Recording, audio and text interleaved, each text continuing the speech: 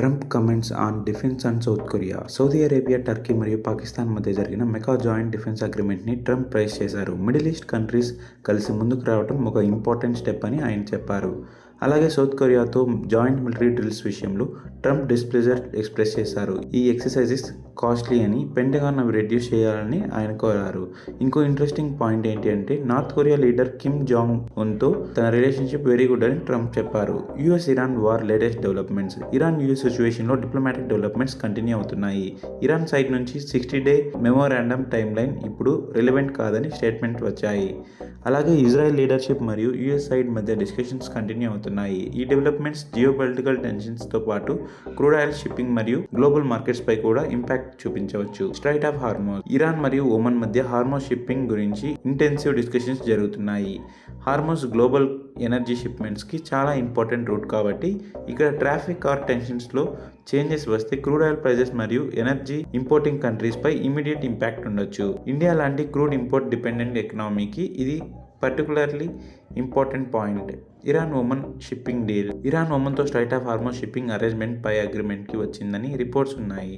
At the same time US side నుంచి స్ట్రైట్ని US టెరిటరీగా declare చేయడం గురించి స్ట్రాంగ్ స్టేట్మెంట్స్ వచ్చాయి. కాబట్టి ఈ రీజన్లో డిప్లొమాటిక్ డెవలప్మెంట్స్ని మార్కెట్ క్లోజ్గా అబ్జర్వ్ చేయాలి. ఎయిర్ఫేర్ రెగ్యులేషన్ కేసులో సెంటర్ సుప్రీం కోర్ట్ ముందు సీల్డ్ డ్రాఫ్ట్ రూల్స్ సబ్మిట్ చేసింది.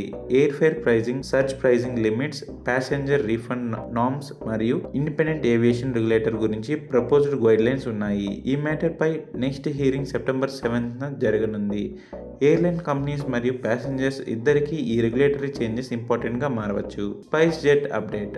స్పైస్ జెట్ తన ఏవియేటర్ ML డిస్ప్యూట్ని సెటిల్ చేసింది, కానీ కంపెనీ ఇన్సాల్వెన్సీ రిలేటెడ్ ఛాలెంజెస్ ఇంకా కంప్లీట్ రిజాల్వ్ కాలేదని రిపోర్ట్స్ చెప్తున్నాయి.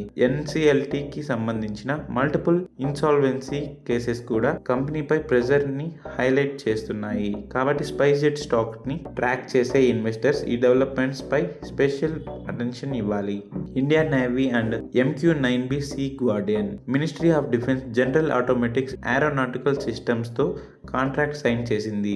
ఇండియన్ నేవీ కోసం MQ-9B Sea Guardian high altitude long endurance remotely piloted aircraft systems ని లీజ్ చేయనుంది. ఈ సిస్టమ్స్ అడ్వాన్స్డ్ సెన్సార్స్, సర్వేలెన్స్ మరియు రీకానైసెన్స్ కంపబిలిటీతో ఇండియన్ నేవీ మ్యారిటైమ్ డొమైన్ అవేర్నెస్ని స్ట్రెంథెన్ చేయడానికి హెల్ప్ చేస్తాయి. ఇండియన్ ఓషియన్ రీజన్లో మానిటరింగ్ కేపబిలిటీకి ఇది important development. Security operation update. Home minister Amit Shah share చేసిన ఇన్ఫర్మేషన్ ప్రకారం ఇండియన్ సెక్యూరిటీ ఫోర్సెస్ ISI బ్యాక్డ్గా డిస్క్రైబ్ చేసిన షహజాద్ భట్టి నెట్వర్క్పై కోఆర్డినేటెడ్ ఆపరేషన్స్ కండక్ట్ చేశాయి. మల్టిపుల్ స్టేట్స్లో ఆపరేషన్స్ జరిగి లార్జ్ నెంబర్ ఆఫ్ ఆపరేటివ్స్ని అరెస్ట్ చేసినట్టు స్టేట్మెంట్లో మెన్షన్ చేశారు. ఆర్మ్స్, అమ్యునిషన్ మరియు సర్వేలెన్స్ రిలేటెడ్ మెటీరియల్స్ కూడా రికవర్ చేసినట్టు చెప్పారు. నేషనల్ సెక్యూరిటీ యాంగిల్లో ఇది important development. Sun Pharma legal update. US court Sun Pharma మరియు తన సబ్సిడరీస్కి ఫేవర్గా జడ్జిమెంట్ని అఫర్మ్ చేసింది. అపిలేట్ కోర్టు ప్లెయింటిఫ్స్ క్లాస్ సర్టిఫికేషన్ డినైల్ని కూడా అప్హోల్డ్ చేసింది. ఈ లిటిగేషన్స్ ఫైజర్తో సంబంధం ఉన్న సెటిల్మెంట్ ఇష్యూకి రిలేటెడ్గా ఉంది అండ్ డిసిషన్స్ వల్ల లిటిగేషన్ సబ్స్టెన్షియలీ క్లోజ్ అయ్యే స్టేజ్కి వచ్చింది. సన్ ఫార్మా ఇన్వెస్టర్స్ ఈ లీగల్ డెవలప్మెంట్ని మానిటర్ చేయొచ్చు. India unemployment data. MoSPI July periodic labour force survey data release చేసింది. ఓవరాల్ అన్ఎంప్లాయ్మెంట్ రేట్ ప్రీవియస్ మంత్తో కంపేర్ చేస్తే ఇంప్రూవ్ అయ్యింది. రూరల్ అన్ఎంప్లాయ్మెంట్ కూడా తగ్గింది, while urban unemployment slight change చూపించింది. లేబర్ ఫోర్స్ పార్టిసిపేషన్ రేట్ మరియు వర్కర్ పాపులేషన్ రేషియోలో కూడా ఇంప్రూవ్మెంట్ కనిపించింది. ఎంప్లాయ్మెంట్ డేటా ఎకనామీ హెల్త్ని అసెస్ చేయడానికి ఇంపార్టెంట్ ఇండికేటర్ కాబట్టి ఇన్వెస్టర్స్ ఈ నెంబర్స్ని క్లోజ్లీ వాచ్ చేస్తారు. PSB confluence and banking reforms. Public sector banks reform కోసం హై పవర్డ్ కమిటీని అనౌన్స్ చేయనున్నారు. PSB కాన్ఫ్లుయెన్స్లో వచ్చిన 2-day కాన్ఫరెన్స్ అవుట్కమ్స్ని ఈ కమిటీ ఎగ్జామైన్ చేసి ఫ్యూచర్ బ్యాంకింగ్ రిఫార్మ్స్ పై రికమెండేషన్స్ ఇవ్వనుంది. బ్యాంకర్స్ రిఫార్మ్స్ మరియు వికసిత్ భారత్ విజన్ కోసం బ్యాంకింగ్ సెక్టార్ ఫ్యూచర్ డైరెక్షన్ని ఈ ప్రాసెస్ ఇన్ఫ్లుయెన్స్ చేయవచ్చు. బ్యాంకింగ్ స్టాక్స్ని ఫాలో చేసే ట్రేడర్స్కి ఇది important development. Indian stock market recap. Final మన స్టాక్ మార్కెట్ అప్డేట్ చూద్దాం. టుడే నిఫ్టీ లోయర్ లెవెల్స్లో క్లోజ్ అయింది, వైల్ మిడ్ క్యాప్ మరియు స్మాల్ క్యాప్ ఇండిసెస్ పాజిటివ్గా ఫినిష్ అయ్యాయి. నిఫ్టీలో హిందాల్కో, టాటా స్టీల్ మరియు హెచ్డిఎఫ్సి లైఫ్ స్ట్రాంగ్ పర్ఫార్మెన్స్గా నిలిచాయి.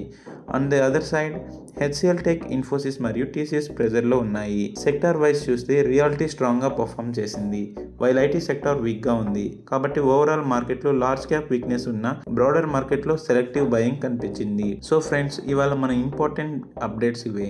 Geopolitical tensions, హార్మోస్ developments, defence contracts, aviation regulation, banking reforms, employment data మరియు స్టాక్ మార్కెట్ మూవ్మెంట్స్ అన్నీ మన మార్కెట్ సెంటిమెంట్ని ఇన్ఫ్లుయెన్స్ చేయగలిగే ఇంపార్టెంట్ ఫ్యాక్టర్స్. మీరు ట్రేడింగ్ ఆర్ ఇన్వెస్టింగ్ చేసే ముందు మార్కెట్ కండిషన్స్ని కేర్ఫుల్లీ అబ్జర్వ్ చేయండి and proper risk management follow అవ్వండి. వీడియో యూస్ఫుల్ అనిపిస్తే లైక్ చేయండి, షేర్ చేయండి, ఛానల్ని సబ్స్క్రైబ్ చేయండి. ఇలాంటి daily market and business update కోసం శక్తి త్రిమూర్తి ట్రేడింగ్ ఛానల్ని ఫాలో అవ్వండి. Thank you for watching this video.